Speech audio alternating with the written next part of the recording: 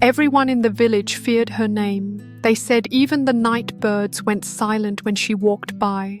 Dogs would lower their heads. The wind itself seemed to hold its breath. Her name was Madam Orola. To strangers, she was charm itself, her smile bright as the morning sun, her laughter soft as ripe fruit falling from a tree. But those who lived near her knew the truth. Behind that honeyed smile lay a heart as cold as the river stones. It was said that long ago she had loved once, but greed, once it takes root, does not let love grow again. And Orola's greed had grown deep, tangled, and hungry. She lived at the edge of Erunmu, a proud village where the river sang all day and the market drums called out like gossiping tongues. Her house stood tall, the finest in the land, built of red clay, polished smooth, its windows carved from palm wood and framed with cowrie shells that caught the light like stars. It had once belonged to her husband, Chief Adewale, a man respected from here to the far hills of Ijero. He traded in gold, salt, and stories. His name brought honor,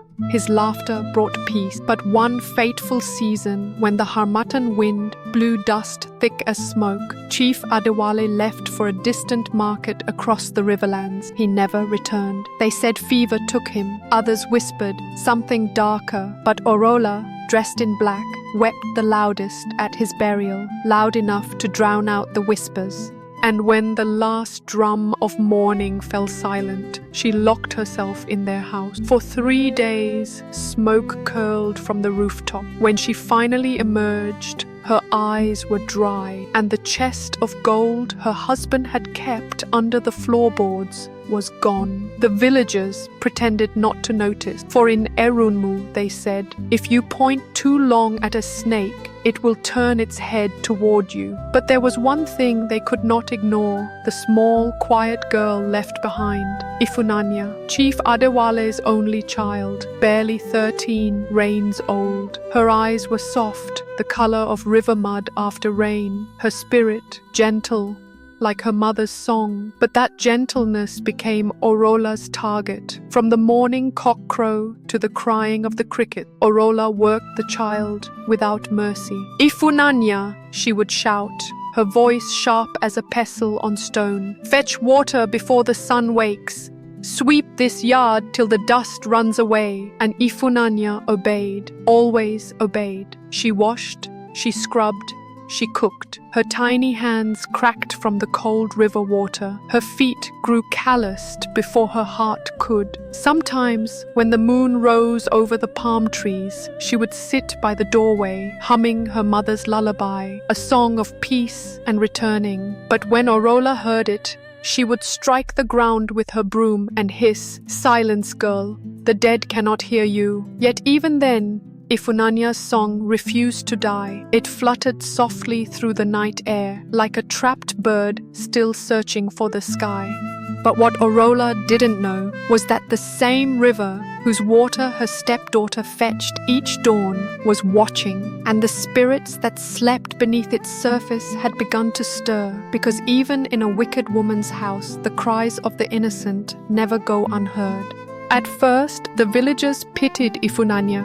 They saw her every morning, a small figure moving through the dawn mist, broom in hand, bare feet covered in dust. Before the sun had even opened its eyes, she was already sweeping the compound, her breath forming tiny clouds in the cold air. By the time the market women began to stir, Ifunanya had fetched water twice from the river. Her clay pots balanced perfectly on her head. When she bent, the first light of day caught the beads around her neck, faded, broken, yet still beautiful. Her stepmother, Madam Orola, would sit under the old mango tree, chewing kola nut, with slow, deliberate cracks. The sound carried across the yard, crack, crack, crack, like a drumbeat of warning. Her golden bracelets clinked as she waved her hand lazily, giving orders. "If you finish the washing before the moon rises," Orola would say, her voice sweet as oil but sharp as a knife. "Perhaps I'll let you eat tonight." And then she'd smile, a smile that never reached her eyes. The neighbors would look on in silence, shaking their heads but saying nothing. For in Erunmu, people had a saying, "The python may be wicked, but who dares pull its tail?" So they watched and pitied but did not interfere. Ifunanya obeyed, silently, patiently, because where could she go? Her mother was gone, her father was gone, and though she was treated like a servant, the house still held her memories, the scent of her father's perfume lingering faintly in the storeroom, the echo of her mother's laughter hidden in the wall. At night, when the house fell quiet, she would sit by the doorway, her arms wrapped around her knees, and whisper the lullabies her mother used to sing, soft, haunting notes that floated into the wind and drifted toward the river. Sometimes she would hum while washing clothes by moonlight, her voice rising and falling with the rhythm of the water. It was the kind of voice that could tame a restless heart, pure, sorrowful, and deep as the river itself. Even the fishermen noticed. They said when Ifunanya sang, the paddles grew still, and the fish rose quietly to the surface, as if listening. One old fisherman once said, "That child's voice, it carries the memory of the ancestors. Only spirits sing with such sorrow, But one night, as her song drifted across the dark water, someone else heard it, someone who was not from the village. And from that moment, Ifunanya's quiet life would never be the same again. But one evening, as the sun sank behind the hills of Erunmu, painting the river gold, something changed. The air grew still. Even the crickets seemed to pause, listening. Ifunanya was at the river, knee-deep in water, rinsing the day's washing. Her song floated across the surface, soft, sorrowful, yet filled with something ancient. The melody danced between the ripples, winding through the reeds, echoing against the stone. And that was when she saw him, a stranger standing on the far bank, tall, still as a statue. He wore flowing white robes that shimmered faintly, though the sun had already set. His eyes caught the fading light, glimmering like water when it first meets dawn. For a heartbeat, Ifunanya thought he was a spirit, one of the Eru, the river guardians her father used to tell stories about. But then he spoke. His voice was low and calm, carrying over the river like a breeze. "Who taught you to sing like that, child?" Ifunanya froze. No one had ever asked her that before. She lowered her gaze shyly. "My mother," she said softly, before she joined the ancestors. The man tilted his head, listening, as if tasting the truth of her words in the air. He stepped closer, his feet silent on the river stone. "Your voice, it carries something rare, a blessing perhaps." Before Ifunanya could reply, a sharp voice cut through the quiet. "There you are." Madam Orola emerged from the shadows, her wrapper tied tightly, her golden bracelets clinking with each step. Her smile came quick and sweet, too sweet. "Ah, traveler," she said, adjusting her head tie. "Forgive the child. She sometimes forgets her manners." Then, laying a possessive hand on Ifunanya's shoulder, she added with a laugh, "She is my daughter. Everything she has, I gave her." The stranger's gaze lingered on the girl for a moment longer. Then he nodded slowly, bowing with quiet respect. "Then she is blessed indeed," he murmured. "Cherish her gift." He turned to leave, his white robes whispering softly in the evening breeze. Orola watched him go, her eyes narrowing. Something in his tone, something in the way he looked at the girl, had stirred her curiosity and her greed. She said nothing to Ifunanya that night, but she did not sleep either. Long after the lamps had burned low, she sat by the window, chewing kola nut and staring toward the dark silhouette of the river. The stranger's words echoed in her mind, a blessing rare. And Orola, who once wept for gold, now began to imagine new treasures hidden behind her stepdaughter's voice. But that night, unable to rest, Orola followed the stranger's footprints to the riverbank, and what she heard beneath the whispering water would turn her greed into something far more dangerous. For some time, the river answers those who listen, and not every answer brings fortune. The man was no ordinary traveler. By morning, whispers began to spread through Erunmu like smoke on Hamatan wind. They said the stranger was a merchant of gold, a man who traded not only with kings but with spirits themselves. Some said he could turn dust into coins, that he spoke every language of men and gods. He had come, they said, from the far northern desert, where the sun burned so fiercely it turned sand into glass. His mission was unlike any other, to find a voice so pure, so true, that it could calm the storms and heal the dying. For the queen of the northern desert had fallen ill, cursed by silence. No medicine could save her, no prayer reached her ears, only a song of light, sung by one whose soul was untouched by greed, could break the spell. That was what the stranger sought, and that was what Madam Orola overheard. That night she crouched behind the river reeds, her breath slow and heavy, her eyes glittering like a cat's. The merchant had been speaking to the river, his reflection wavering like flame. His voice carried across the water. I will find her, the one whose song can heal, the one whose spirit still remembers love. Orola's heart began to pound. Her fingers tightened around her wrapper. She thought of Ifunanya, that soft voice, that strange, haunting melody that stilled even the fish. In that moment, something cold and sharp took root inside her. She saw not a child, not her husband's daughter, but a walking chest of gold, a fortune wrapped in innocence, and the hunger inside her began to grow. By dawn, Orola's mind was made up. She woke before the roosters and called Ifunanya from her mat. Get up, she said, her voice too calm to trust. We are going to the market today. Ifunanya blinked sleep from her eyes. But Mama, do not question me, Orola snapped, then forced a smile. She fetched the fine wrappers of deep indigo, the coral beads that had been hidden for years at the bottom of a clay pot. She dressed the girl in them, arranging her hair with careful fingers, too careful, too kind. When Ifunanya looked at herself in the mirror pot, she almost didn't recognize her reflection. Why are you dressing me like this? She asked softly. Orola's lips curled. Because, my child, she said sweetly, today you will make me proud. Later that morning, they found the merchant waiting by the river's edge, his robes white as sunlight on water. He turned when he saw them, and for a moment his gaze softened. But Orola stepped forward before Ifunanya could speak. She is yours, she said softly, almost tenderly. Then,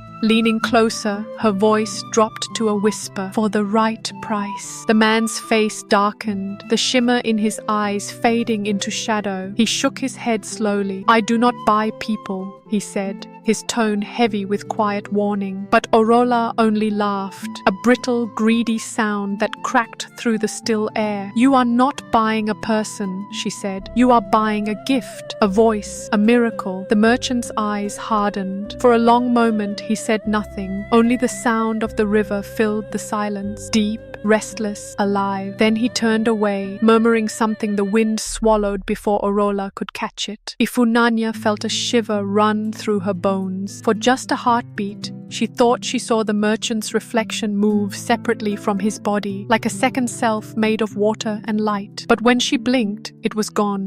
What Orola didn't know was that this man was not who he claimed to be. The gold she dreamed of was no blessing, it was a debt. And debts made to spirits are never paid in coins, but in blood, tears and sorrow. That night, the wind refused to sleep. The air hung thick and heavy, and the moon rose swollen and red, like a wound in the sky. Ifunanya could not rest. She sat by the small window of her room, staring toward the river. Somewhere beyond the trees, she thought she heard a faint humming, a sound like her own voice being sung back to her, soft, familiar, but not her. The hairs on her neck stood. Then she saw him, the merchant, or what looked like him. He moved along the path toward the riverbank, but his feet never touched the ground. He glided as if the earth itself bowed beneath him. The glow of the red moon followed his every step. Ifunanya's heart pounded. She rose barefoot and crept after him, drawn by something she could not name. When she reached the river, she froze. The surface of the water was trembling, as though it were breathing. And there he stood, at the edge, his white robes rippling in an invisible wind. Then his reflection reflection began to move. It shimmered, bent, and stretched, until the face in the water was no longer human. The features melted into flowing silver line. His eyes glowed blue,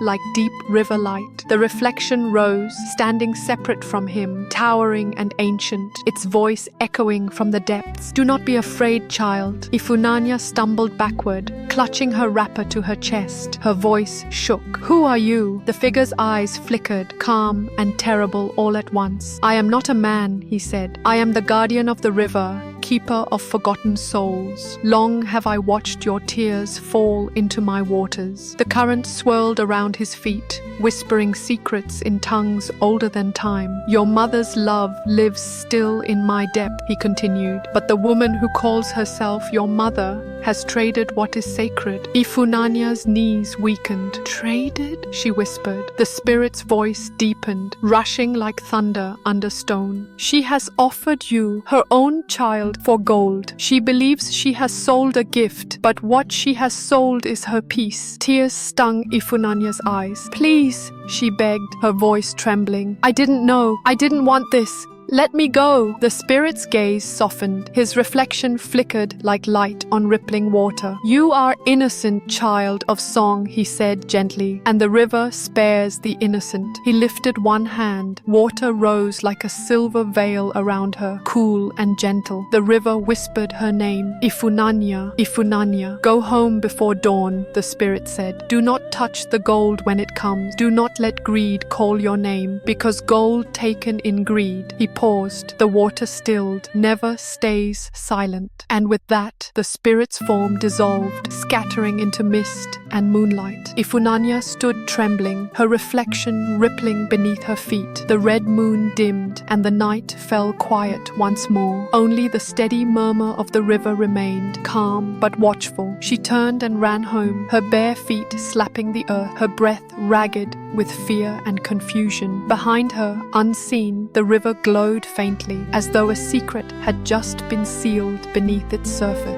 But Ifunanya did not know that before the next sunrise, the gold her stepmother hungered for would appear, gleaming, cursed, and waiting to claim its prize. When dawn came, the village of Erunmu woke to the sound of a scream, not of terror, but of triumph. Madam Orola had opened her door that morning, and there, resting on the red earth before her threshold, was a chest of gold. Real gold. The kind that catches sunlight and throws it back in 1,000 pieces. She gasped, her hands trembling. Then she laughed, a wild, choking laugh that startled even the goats tethered nearby. She dropped to her knees, her fingers running through the coins like water, her eyes wide with hunger and disbelief. "Ifunanya!" she shouted, her voice rising through the morning air. "Ifunanya, come and see what your beauty has brought us." The neighbors peeked from behind their courtyards, whispering. They saw Orola spinning and dancing barefoot in the dust, her wrapper flying, her bracelets jingling in the light. She looked like a woman possessed by joy, or something far less human. But Ifunanya stood at the doorway, still and pale. She didn't move, didn't smile. Something in the air had changed. It was heavy, cold. Even the birds in the mango tree had fallen silent. The chest of gold gleamed too brightly, too perfect, too alive. The reflection of the morning sun shimmered across its surface, but inside that shine, Ifunanya thought she saw something move, like a shadow swimming beneath the light. "Mama," she whispered, "please, don't touch it." But Orola didn't hear her, or maybe she refused to. She clutched a handful of coins and held them to her chest. "All my suffering has ended," she cried. "Do you see, child? The gods have rewarded us." Ifunanya stepped back slowly, her heart thudded in her ears. The spirit's warning echoed through her mind. Gold taken in greed never stays silent. That evening, the wind began to howl. The palms bent low, their fronds scraping against the walls like restless fingers. Inside, Orola sat beside the chest, counting her treasure again and again, her lips moving silently. But as night deepened,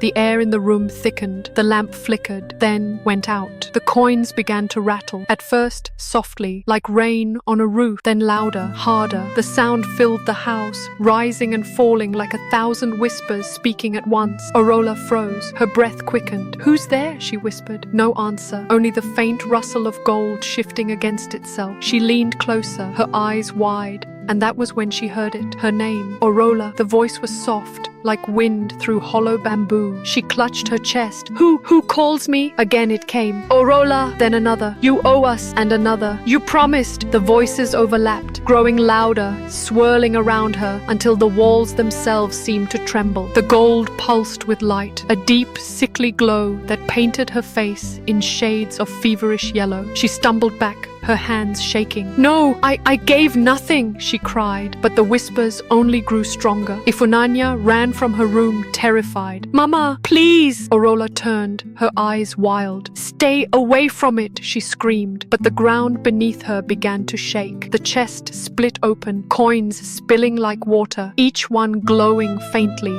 humming with a voice of its own. The sound rose higher until it was no longer whispers, but wailing. Ifunanya covered her ears, falling to her knees, and then silent, a long, breathless silence. The lamp reignited by itself, flickering weakly. The chest was empty, and Orola was gone.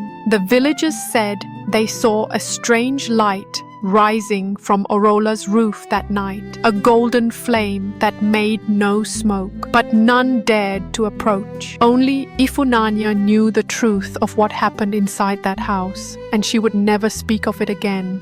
When morning came, the house stood silent. The wind blew softly through the doorway, carrying the smell of wet earth and smoke. No laughter, no voice, no sound of bracelets clinking in command. The golden chest that had once gleamed so proudly was gone. The floor, once scattered with coins, lay bare. Only one thing remained, a single golden bracelet, resting in the dust where Orola had stood the night before. It still glowed faintly in the morning light, as if holding on to the last warmth of its mistress. When Ifunanya reached down to touch it, it burned her finger, not enough to wound, but enough to remind her that some treasures do not forgive being touched. She dropped it quickly and stepped back, and in that quiet moment she understood. The gold had taken what it was owed. By midday, the villagers gathered outside, whispering and crossing themselves. They found no trace of Orola,